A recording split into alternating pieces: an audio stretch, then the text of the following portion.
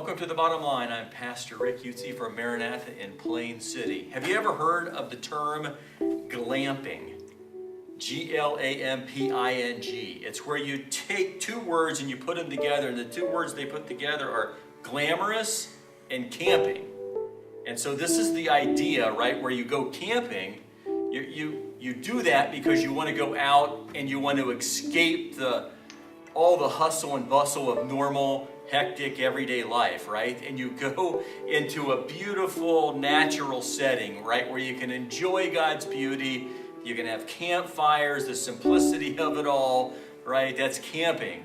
However, then you don't have the amenities or the glamour, right, of luxury hotels where everything's provided for you and it's easy.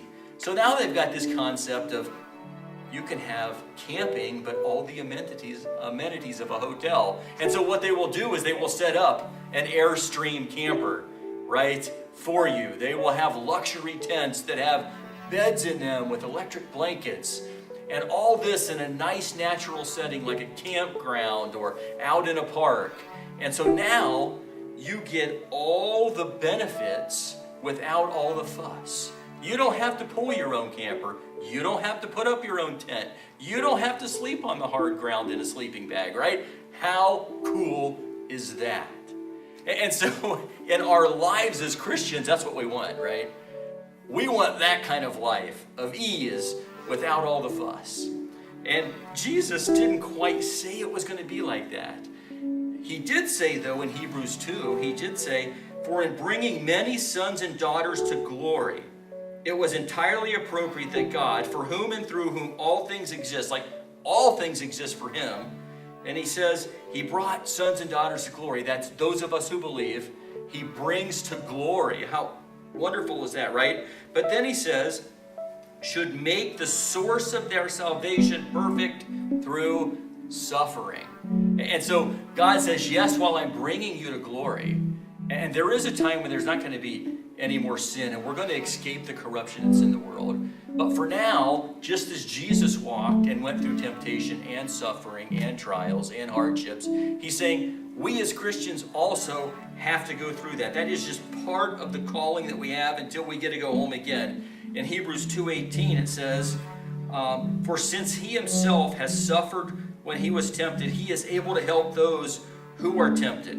You know, we want the glory, right, without going through what God has called us to.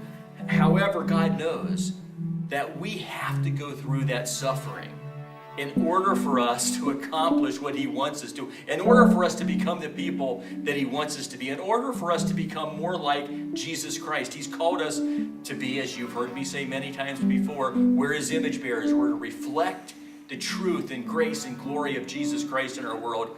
And quite frankly, that won't happen in us without us going through temptations, trials, hardships, and suffering. And you know, 2 Peter also says that we have been given great and precious promises, that through them we may share in the divine nature, escaping the corruption that is in the world because of evil desire. He wants us to escape that corruption, and one way that we do it, that he uses in our lives, is suffering. So here's the bottom line. We are going to be in incomparable glory, and we even get to rest in Jesus Christ now. However, I want us to, as we think about our life now, it's not glamping, but we can combine glory and suffering. They go hand in hand. So I'll invent a term called gluffering, right? So let's gluffer for Jesus Christ, knowing that in the pain and the suffering, we look forward to the great and precious promises of Jesus Christ, and we will share in his glory because he is our identity. We get our worth and meaning in him. And so remember, gluffer for Christ. Thank you for watching, and I'll see you next time on The Bottom Line.